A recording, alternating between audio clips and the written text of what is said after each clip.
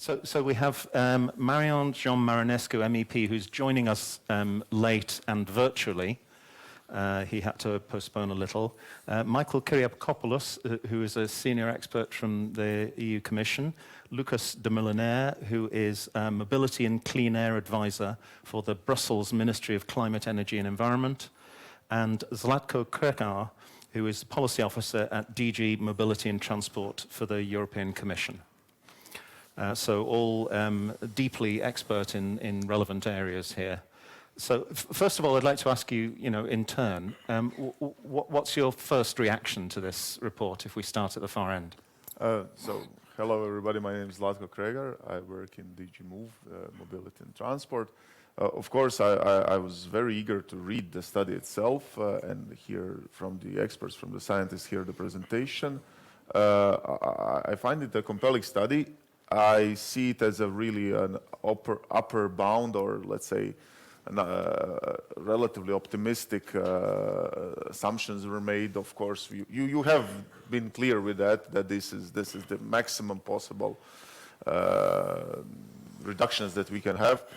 My background is also, I worked in the Commission for nearly 7 years in the Clean Air Unit of DG Environment, so I would just add that you have looked at climate impacts, but the air quality impacts would be even more pronounced because you would be replacing urban trips and short trips and, well, basically if you're replacing conventional cars, cold start vehicles and everything, so your reductions are quite staggering there. Also, like I said, we are working in the Sustainable Transport Unit, so we do see LEVs, the range of them as a solution, and yeah, I'm looking forward to continue discussing with my colleagues here. Yes. Yeah, good morning. Good morning also on my side. Representing here DG Research and Innovation, and a warm welcome also from the Director, Rosalinda van der Vlies, who couldn't be here with us today. Yeah, for sure the title is correct. The future is electric and light, and let's say working for more than 30 years in similar areas, in aerospace, basically, with my DLR colleagues, we're on a daily basis, even yesterday with your chair of the executive board, Anki Kaiser-Pizala, in the Clean Aviation Forum. But there's certainly, we need for transport less energy. That means lighter also, more aerodynamic, lighter, and also better fuel or better energy carriers. So the title is absolutely at the core of the discussion. Certainly there's a lot of research, apologize for my voice, a lot of research for light electric vehicles and light vehicles at large over the last 20-30 years from DG Research as well as national programs and LUF and other programs in Germany, France and other countries. So there's a lot of investments in this domain. Also, I'm looking forward to read in more detail the DLR study. Of course, kind of the horizon. We speak of the 75%. Is it for the coming years or for the kind of horizon of 10, 20 years to come? And of course, there's a lot of dependency, a function of many parameters. Safety was addressed in one of the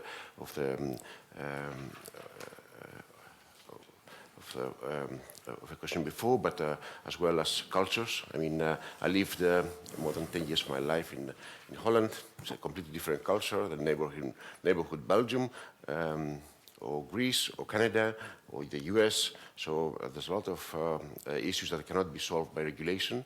There is certainly, as Arnold said before, my dear colleague, there's a lot of social aspect in the subject. And also looking forward to contribute to this discussion today. Okay. Yes, thank you. Good morning. So I have a very, I also think that this study was very useful, and even more so because to me we could even add to this title that the future is in cities, and so the perspective that I bring here is that of Brussels, and to give you a bit of insight on what's happening here, you know that Brussels is a medium-sized city. We have 1.2 million inhabitants. It's not that big of a city. 2/3 of the trips that are taken in the city are internal, so they are not that long. and most of them are less than 5 kilometers.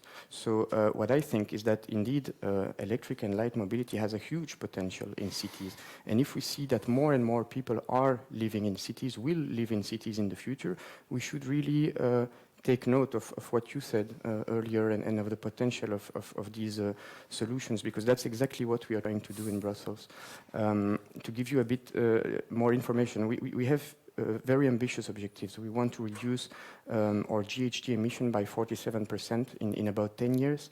We want to respect the WHO standards for air quality, which is a hugely challenging issue. We have to completely change the way we heat ourselves, but also how we move, because in Brussels, as you may know, we have an air pollution problem, and the air pollution problems mostly come from the transport sector. So it means that light and electric vehicles are part of the solutions that we have to develop. And so in that sense, I think that it's the first time that I read a study like that and an estimation of what we could do with these solutions. And so I could talk hours about this challenge, about what we do, about what the EU could do, but I will stop here and maybe we can come back later. You're anticipating the next question. If then presumably we all think that this more light electric vehicles is a good thing, and unalloyed good thing, and we haven't been doing enough in these areas, what do we need to do to integrate them more closely into EU policies and local government policies? To be honest, I'm not an EU expert, so I don't know the technicalities of what should happen at the EU level. But what I can tell you is how important EU legislation is for cities. And as you know also, cities are really showing the way when it comes to tackling climate change, to having more sustainable ways of living and stuff like that. So to give you a very concrete example of Brussels, we have a low emission zone that will phase out thermic cars by 2035. So it's very ambitious. We are really trailblazers in Europe, but we cannot reach this objective without the EU. Why? Because by setting very ambitious standards to encourage the emergence of electric vans, for example, the people in Brussels will not have enough models on the market to buy them, and maybe they will be too expensive, and they will be very expensive if the EU is not ambitious enough by setting standards. So that's the first problem or issue that we should discuss.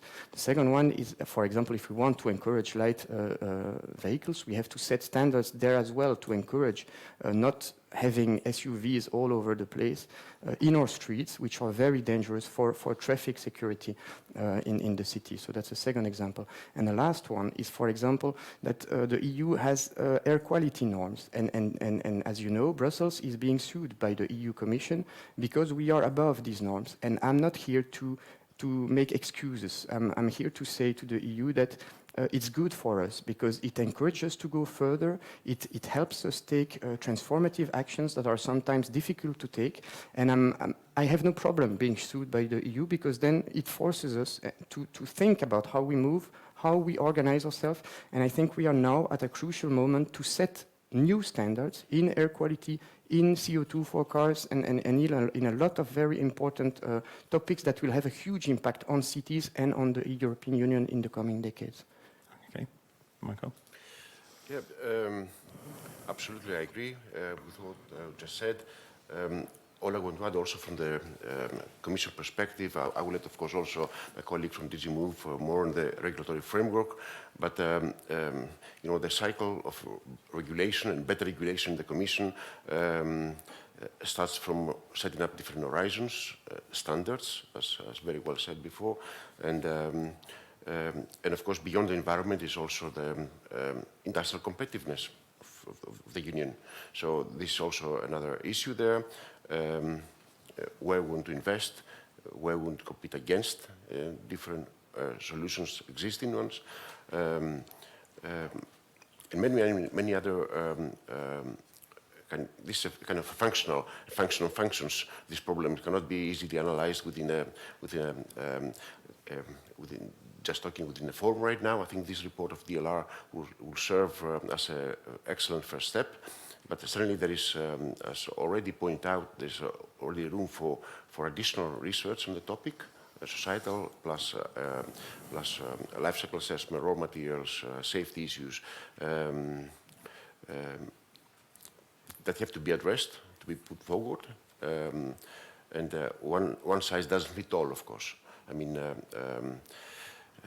and the problem is dynamic for all of us. I mean, you see yourself in different parts of your life that this solution is not good for you. In other parts of your life, the solution is excellent for you. I mean, seen myself as an example, put the shoes. I had to pick up my young daughter when she was going to kindergarten. A few years after, I don't have to pick her up anymore, you know. So she goes by bus, she goes by herself. But when you have these few years of your life, when you pick up your kids from school, you have to go to the supermarket, you have very limited time, possibly a scooter is not the most convenient solution for this. So, and also, most of us here, we speak from a different perspective, kind of above average in Europe per capita GDP. So I was speaking about beyond, let's say, the average of which is 10, 15 or kilo euros per capita, but also we have to consider a more global, not only Germany, but also whole Europe and beyond Europe, if this model is okay. We're not gonna solve all problems at once, but I think we have to, as Europe, and of course as led by the industrial policy and the Green Deal policy and all the Fit for 55, we have to look, take the responsibility also beyond Europe, what's going on around the world, transfer technologies, transfer solutions. So, but I will let also the regulatory framework to be commented further by my colleague. Yeah. Let me comment in general on what can the EU do. I would say that, as you have pointed out, we have a problem that we need to tackle, which is to make all of transport more sustainable, and we are basically doing it everywhere in each mode. In each mode, we are trying to adapt and to set us on a path of climate neutrality. We have the climate law. Just last year, we have enacted it. That means that's the overriding regulation that we are looking in all niches, in all sectors. Specifically, for instance, you have said as well that EU standards are defining the market. Yes, they are. And that's why we do find, for instance, in the last year's Fit for 55 package, the CO2 standards for cars and vans are crucial, because they have an effect also on the light electric vehicles, because we need the economies of scale. So these vehicles are, of course, light electric vehicles are usually cheaper. So battery costs going down are very positive for this sector as well. In general, what the EU should do is we are trying to take care of every kind of an imbalance or a hindrance that we might have. But I see the light electric vehicles as just part of the range of mobility solutions that we have. I think one of the slides that you showed was very, very enlightening, because it showed from electric bikes to various L category vehicles, and then the border between an L5 and something which is just an M1, a car, is very fluid. So I've seen in the report, for instance, the assumption is 25 kilowatt-hour battery for this big micro car, or how to say it, the L5 one, which is, I think we're going there as well on the light duty side, on the car side, sorry. So I feel that this sector to really progress has to find a spot for itself. You are already talking to us, you have to talk to my colleagues in DG Grow, who are more oriented towards type approval. In DG Move, we also have the road safety aspects.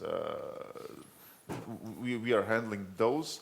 So, for instance, we are looking at the developments of the sector. We have public consultations on driver's licenses, where we have looked into, because some of these vehicles do not require driver's license, but the others do.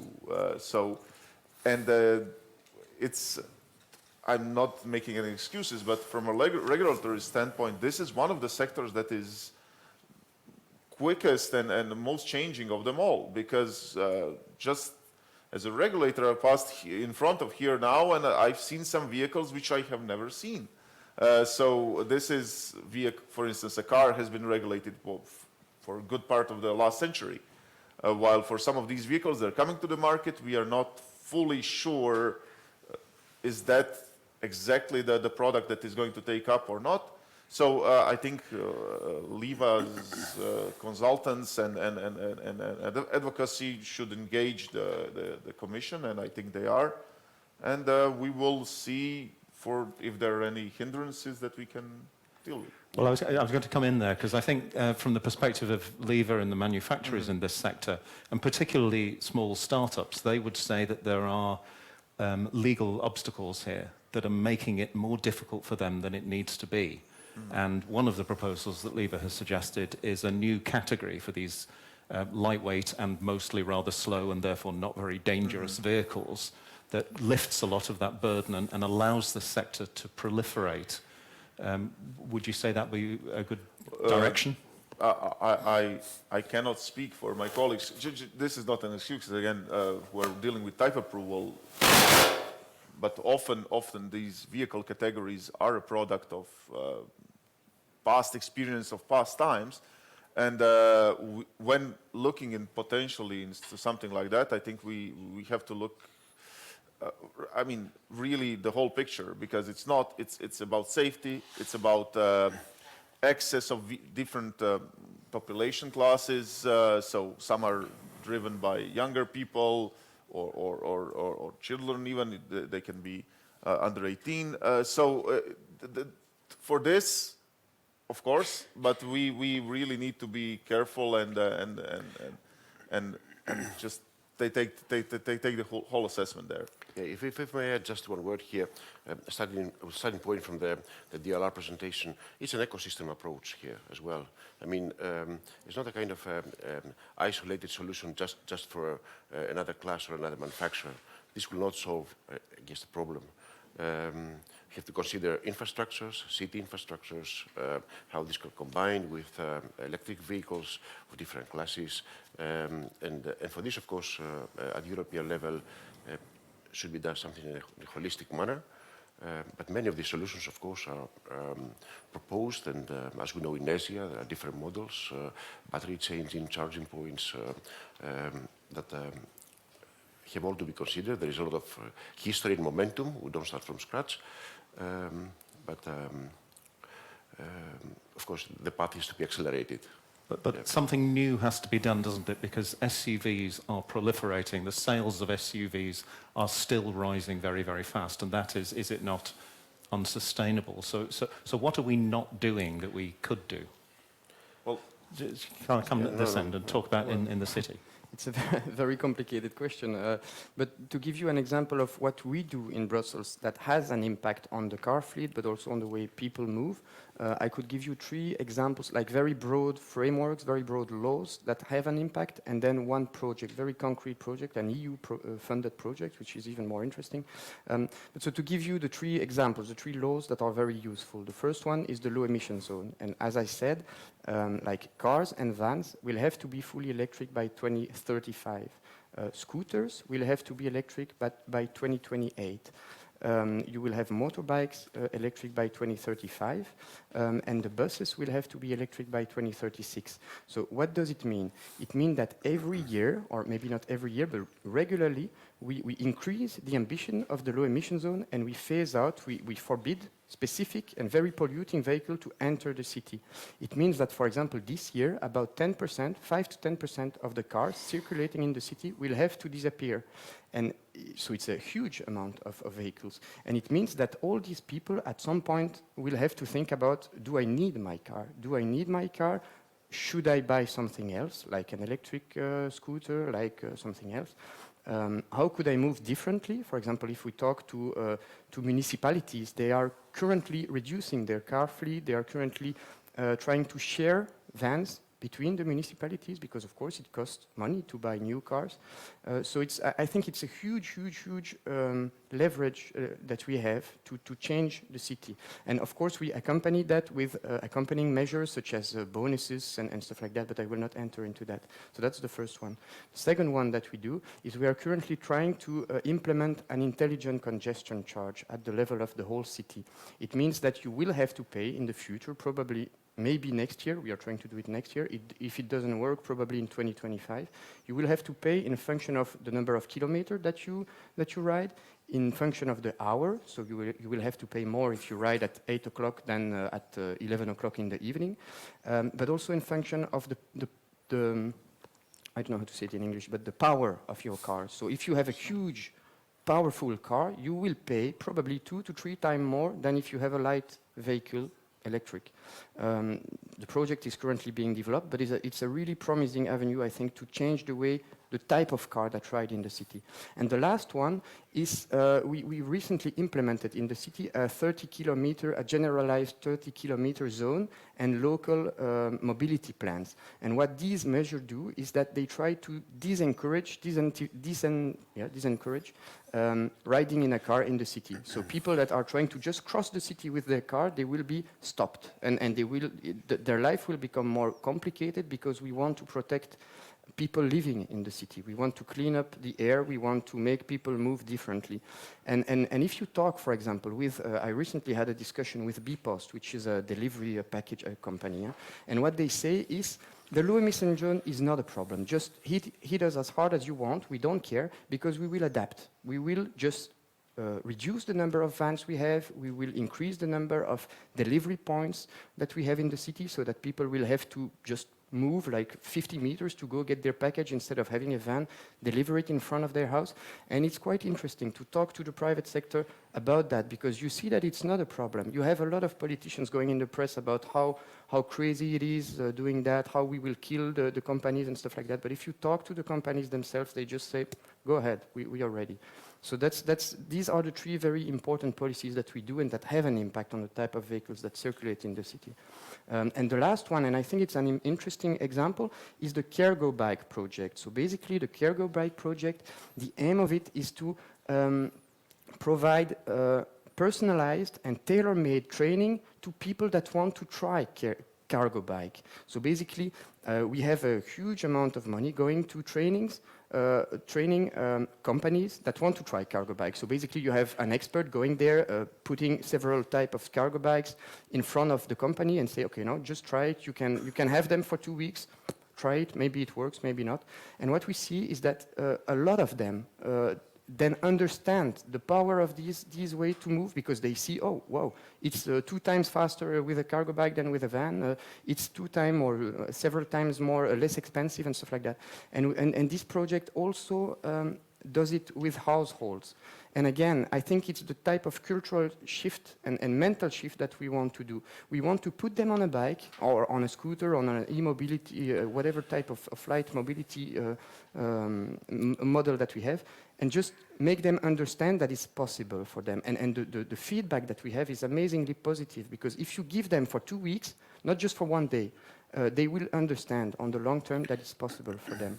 And we also have a mobility coach that basically take people by the hand, they go in the street and they unlock a shared car together. And then they take the bus together, and then they take the e-scooter and stuff like that. And so it helps people understand, okay, maybe the e-scooter is not for me, but the cargo bike is. Or maybe it's better with the public transport system and stuff like that.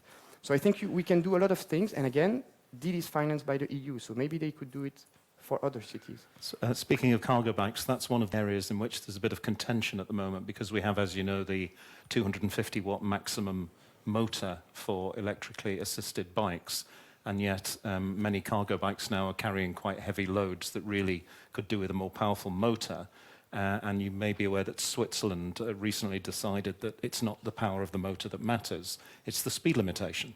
So it would be perfectly reasonable, for instance, to allow those motors to be quite a lot larger, to move the larger cargo loads and do all of the things that you're saying in the city. Do you think that would be a good idea, to raise that limit? You mean me? Or? No, Michael. I don't have enough evidence right now to to give you a positive answer, raising or not raising the limit. But what I want to insist again is the perspective we see the issues. We mix up often inhomogeneous things. So local air quality and noise are local problems. And of course, in densely populated areas, much more acute. But greenhouse gases or other emissions are not local problems. It doesn't really matter if it's on the border of XL or a block away, which you don't have the ring. It doesn't really matter. So all these issues, including beyond the greenhouse gas, beyond the climate issues, also the industrial competitiveness of Europe have to all to be considered and put in the same equation. We in Europe, we don't want to live in a place where we buy our products, our transport vehicles from somewhere else. We have a prosperous industry which goes through transformation right now, and also want to see innovative ideas coming from Europe, technologies being exported elsewhere, add to the prosperity, greenhouse emissions. So local quality and noise are real problems. I understand, I fully understand, but they have to be weighted with a correct weight. It's a weighted average of all these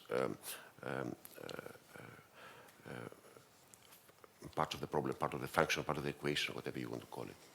Yeah, and I think it's interesting that American regulations in this area are a little less constraining than those in Europe, and yet they don't seem to have a massive problem with people being killed by, electric bikes and so on.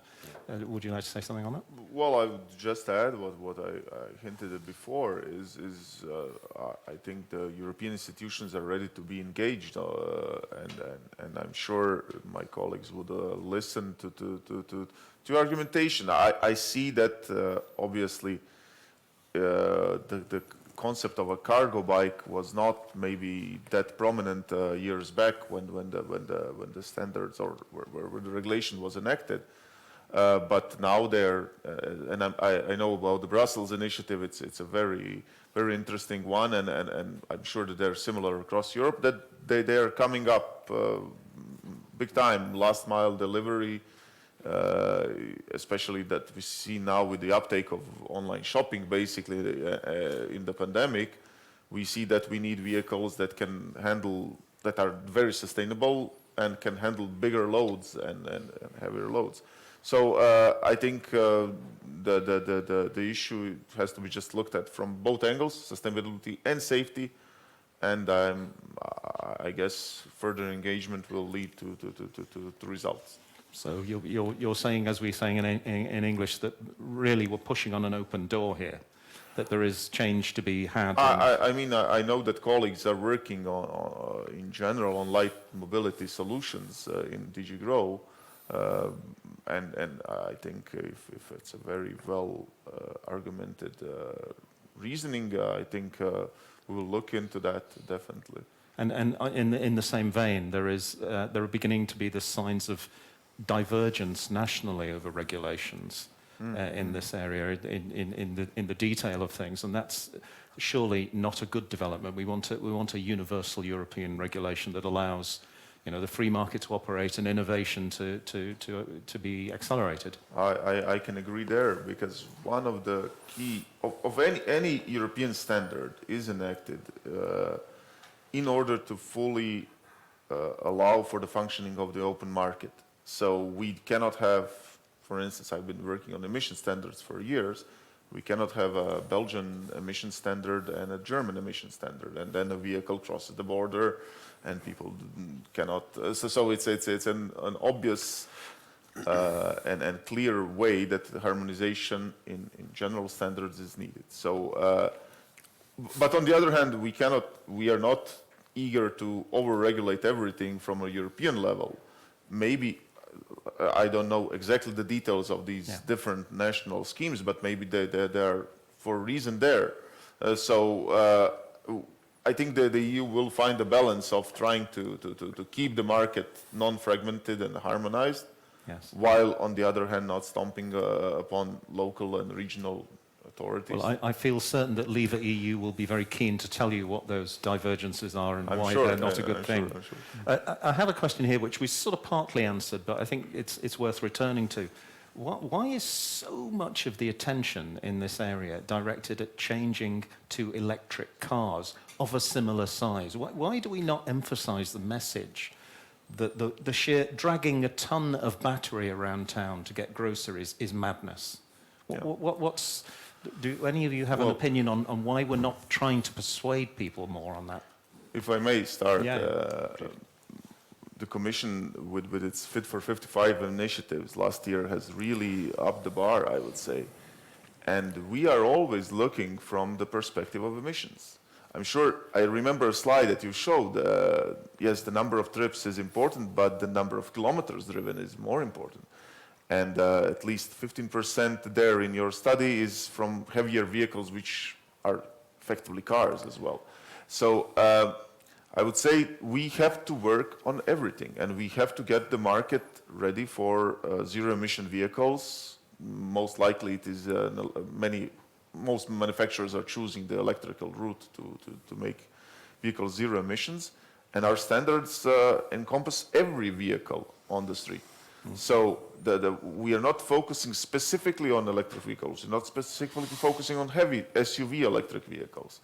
But I would strike one idea here is the title of this event is Electric and Light.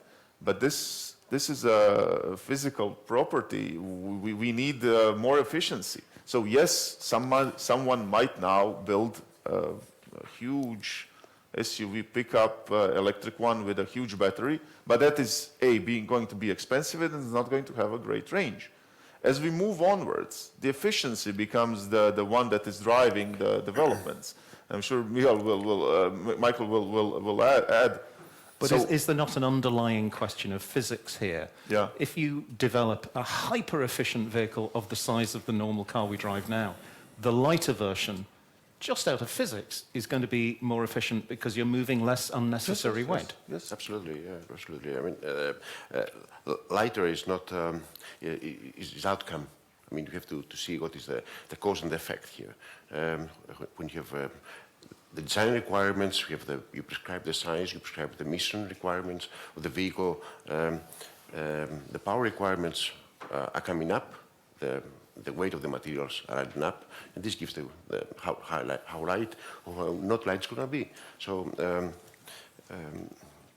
here, what you mean by that is that there is room for different missions, and of course, it's a business problem. It's a business case. Is there a business case for that? If there is a business case, I guess it's also these problems, not the Commission, neither the Brussels or the Belgian government is supposed to solve. It's a business case, and if there's a business case, industry will come up with different sizes and lighter or more lighter vehicles.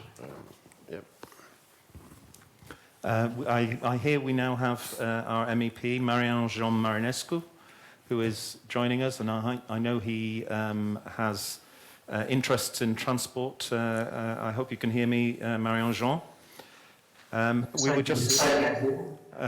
We were just talking about the question of weight reduction and how that can be encouraged in new vehicles. I wonder, or please do talk more widely about the report as well, since you've just joined us. Thank you very much. I'm very sorry that I could not join you there in the room, but some unexpected meetings I had to participate, and then now at 11:30 we have a vote physically after in person after 2 years.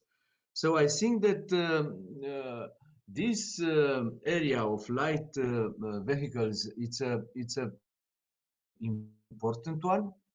Could have an important contribution to the decarbonization of transport, and we have to encourage this. I saw that you are speaking about decreasing the weight. Yes, could be. I saw different electric vehicles on the roads, very small. Could be a good solution for for urban area. But in the same time, we need to press the Commission to come out with a package of legislation, because we need some rules. We should not leave at the national level to produce rules that then will not be harmonized around the EU. So we have to make this very, very fast in the near future. And I shall support this, because I think that this could be for people a good help for in their activity, and in the same time for the environment the environment will benefit of it. Okay, thank you. So I think we were just about to move on to the idea of behaviour change as a question, which is not really the heart of the DLR report, but it's what the DLR report implies. And of course, the modelling is a theoretical maximum. So, you know, we're not going to reach that point. And it is interesting to note as well, it doesn't take account of any technological improvements. So it's actually in that sense conservative, because we would expect those to happen. But I'm wondering if any of you, perhaps I start back at this end, what more behavioural measures we can be thinking of to encourage people into these smaller vehicles? Yes, maybe I was too quick a bit earlier to mention the Cargo Bike project, because I think that is the perfect example of how we can change people's mind. It's to put them on a bike, to put them on an e-step, and just to make them try them. I think I don't know, it's working again. I think I mean, there are lots of things that we should do, but for example, we should, from a city perspective, we should make sure that people have the right infrastructure to move around, because in Brussels, when you ask people in the street why they're in their car and not on something else, they just say, I don't feel safe when I ride around in the city. And that's why we are investing a lot of efforts and money in making more larger pedestrian zones, having more bike lanes and stuff like that. And there is a lot of efforts that we should invest in that, because otherwise people that might move differently will not, because they are afraid, because they have a kid, because they don't want to get killed by a huge SUV, indeed. So one is put them on a bike, and two, make sure that when they are on a bike, they can move around freely. And three, maybe probably also, is that make sure that the bike is not stolen. Huh? And so it's a big issue in Brussels. It's a big issue in many other cities. We are working on that, but there are probably things that we could do with other cities, with the EU and at the federal level. Yeah, Michael? I don't have to just agree with everything what you just said. Don't want to adapt to anything. This discussion behavior, of course, apart from perceived safety,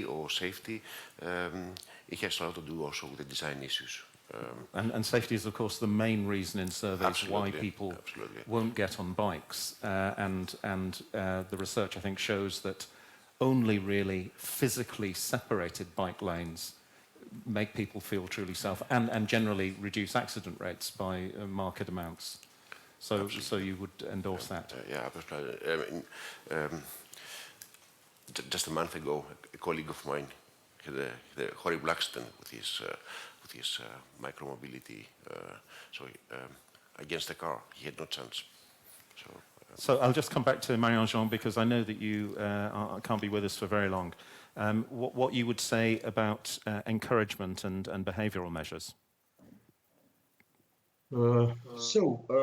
I think that we have to encourage people to use this way of this type of mobility, but in the same time, I'm sorry about this sound, it's calling us to the plenary, but we have in the same time to provide, as you said, safety and security, both with the equipment and the infrastructure in both areas. Because otherwise it will be very difficult.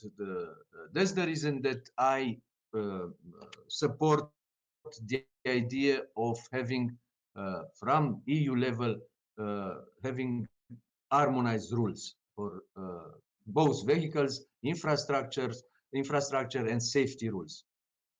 And thank you very much. And I'm very sorry I have to go in the plenary. I'm very sorry about it. Would have loved to have talked for longer, but thank you. So I'll come back to you, Lucas, at the end there. Any thoughts on behavioral change and persuasion? You're right. I mean, when we're talking about light electric vehicles, as I said, it's a range, and then on the lighter side of them, which are very close to bikes, it is. I honestly do not see a difference between fighting for bike lanes of non-powered bikes and with light electric vehicles, and that is where we kind of go into the slightly gray area of some of the infrastructure. For instance, separate bike lanes will be very well adapted for electric bikes as well and the smaller mobility scooters, but might not be safe enough for the bigger, relatively speaking, lighter electric vehicles, so higher classes. And then we have to ensure that the participation is broad, that we cannot, for instance, just the numbers are not that important, they're coming out of my head, but if we have 1 or 2% or 5% of quicker vehicles in a bike lane, and my kid is driving a regular bike and she's 7, I don't care if it's SUV driving 45 kilometers an hour, or I mean, it's obviously important that not being hit by a big vehicle, but safety aspects play a role there. So very smart design of infrastructure, I think, is key for behavior changes. And many cities are doing it, and I frankly think this is really not something that we can top-down work from the European level. Every city knows its city, knows its traffic. They're not the same. Some have different avenues, some have different roads. And the infrastructure safe infrastructure will be the crucial thing, I think. But could we not, in a top-down way, recognize, for instance, that there's a direct correlation between kinetic energy, which is mass times speed, and danger, and regulate on that basis, regulate on the basis of danger? To a degree, yes, but I mean, we have to understand that's why we have the classes, the vehicle classes. They're defined. Maybe the metric is not always ideal or up to date, but they're defined exactly that way. They're defined if you have a 3.5-ton vehicle, it's a truck, more than 3.5 tons vehicle, it's a truck, it's different regulation for emissions, safety, everything. So that's what I'm saying. The classes may be tweaked a bit, but all of the traffic code is built on that. Traffic code tells you you cannot use a bike in this type of a road or in this type of road. There's a sign telling you not for trucks or something like that. So working on the categories in themselves is feasible, or I can imagine, but completely overturning the model, maybe it's a bit far-fetched. There are quite a few cities that are reducing the average speed to 30k, blanket bans, except on the main trunk roads. Yes. Would you advocate that? I have a little bit of difficulty here, to be frank with you, because again, Newton's law is a physical part of life, but crashworthiness is not. Doesn't, of course, it adheres to Newton's law, but it has to do a lot with the clever use of materials, stiffness properties, the design of the vehicle itself. It doesn't mean that two vehicles with the same momentum, the same mass per velocity, they're gonna behave the same. So different crashworthiness, different designs, clever designs. This is where European innovation is I mean, perhaps I should leave it to the experts of crashworthiness and standardization societies, but my intuition and mechanical aeronautical background tells me that this is not the right way to go ahead. Second, it's also, I mean, although design is an issue of safety and design that go together, nevertheless, to put the word behavior inside, humans don't behave all the same age. I was behaving completely different when I was 15 years old, riding my bike and my scooter, my e-bike, and completely different in my 50s, where my body behaves in a completely different manner. Again, behavior also is a function of age, is a function of many other issues at behavioral level, so they have to be all addressed. And I guess it gives more work for DLR and other institutes like this to start doing some more work. We're going to come to that question next, but before we do that, I would just mention that there are sort of what I would call techno-behavioral measures. If you look at scooters now, they're being regulated on a GPS accurate to 10 centimetre basis, so that you cannot go on the sidewalk, the pavement, and you cannot speed in the wrong place. And yet we don't have that in cars. So really, you know, there are many options in that direction, aren't there? Technical. Yeah. I think putting real numbers, putting rigid numbers in the regulation always impedes innovation. So you're going to come up with the lowest denominator from a design point of view that will address this fixed number, and that's about it. So you don't leave the room to innovators all around Europe and all around the world, of course, to come up with clever, intelligent solutions that can solve even more problems and expand our use of these vehicles at the end. So broadly speaking, I think they're kind of encompassing much of what we said, really. The law is a bit outdated and needs a bit of a shake-up to move into a modern era to accomplish what we want to now. Lucas? But when it comes to vehicle safety, I know my colleagues in DG Grow on vehicles, on cars, are working on active systems as well. And we have speed limiters coming, and of course, again, emphasizing that when we are working on European laws and regulations, these are for all vehicles, in every situation. Like you said, the lowest common denominator, but still that lowest common denominator is changing and getting updated. And we do have, we are obviously not having next year a vehicle that will be completely autonomous. But as we are moving towards autonomous vehicles, we can expect that they will have additional safety switches or safety parameters that will not allow them to, for the sake of argument, to drive in snowy conditions, adapts to snowy conditions, doesn't drive 60 but 45, I don't know. But the point is that the changes that you hinted at, yes, they're happening in a small world of shared electrical scooters, because that's a company's interest to deploy it, because they don't want the scooters to get stolen or driven recklessly. But when we go to the whole market, it takes time, and it takes a fair amount of good analysis to enact regulations. So we are doing it in a stepwise approach. I understand the speed regulation in cars is coming in 23, but you can switch them off.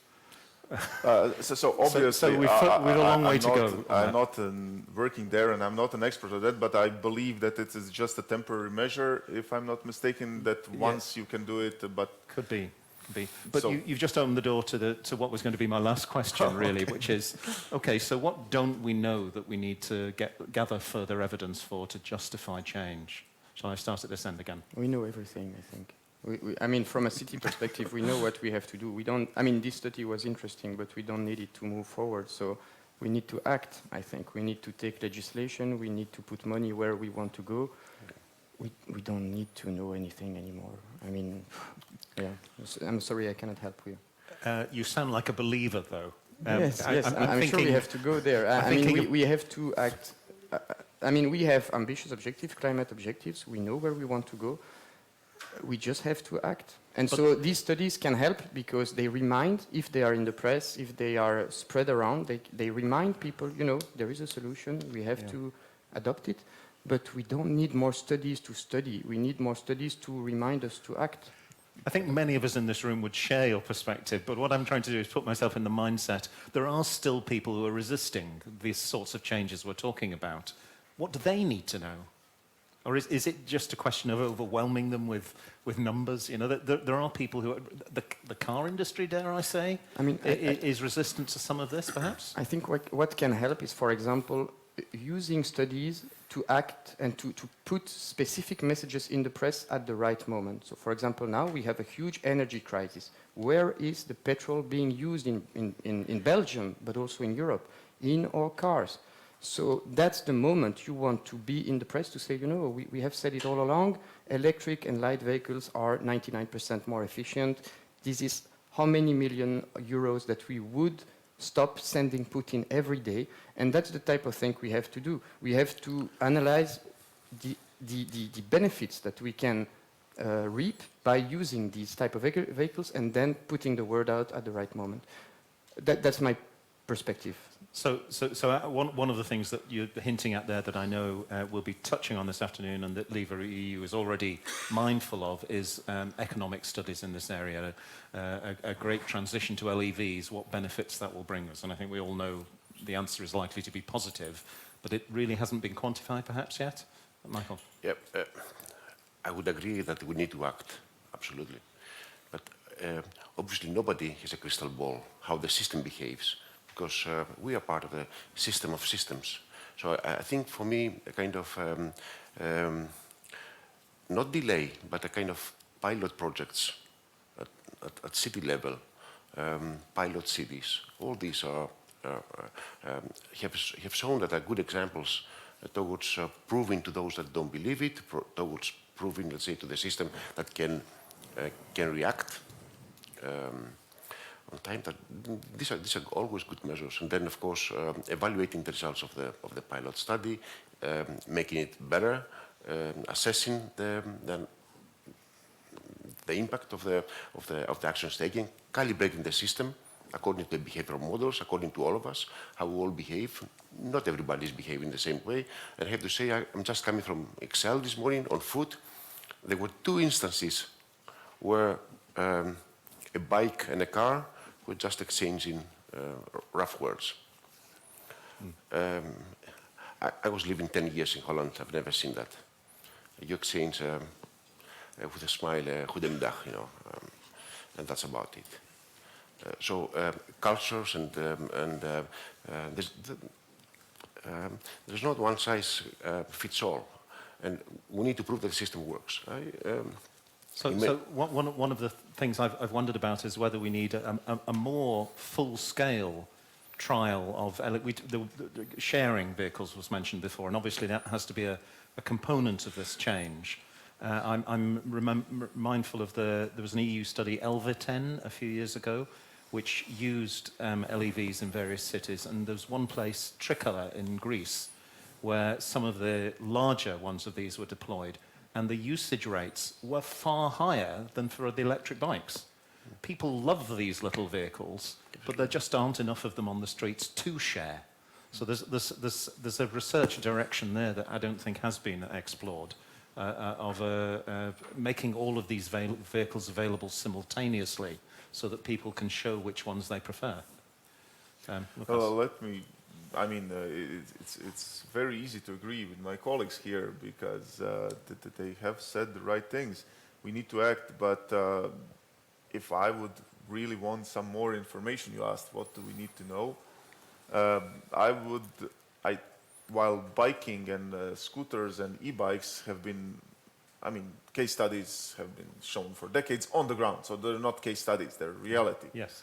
But maybe on these bigger vehicles, we don't have that much of experience, ranging from L5, L6, what would it do to the urban ecosystem of transport?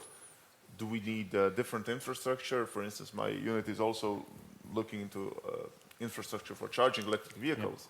Yeah. Well, when you're charging an electric bike, you can charge it on any socket effectively, but if you're talking about a 20 kilowatt-hour battery, you will probably want maybe a dedicated charger, for instance. But the important thing is that we move forward in every of these transport modes, in every of the niches, in every category. And that's why my message as we are closing this is that you don't have, I would not search competition here. You are not, as lighter electric vehicles are not in competition with the bikes, the classical bikes. They're not in direct competition with the general electrification of transport. We need to have zero-emission trucks as well, and vans and everything. So, and they have, sometimes you have to move a ton of something. You cannot move it on a 200 kilogram vehicle. So therefore, we need to progress on everything, and I think it's not, you should just emphasize overlaps and positive synergies. So if a city builds bike lanes, it doesn't describe is it electric bike or a conventional bike. So that's more important than looking into the fine details of the whole impact of a theoretical change with the complete change with the light electric vehicle. So there's room for all the types, room for all.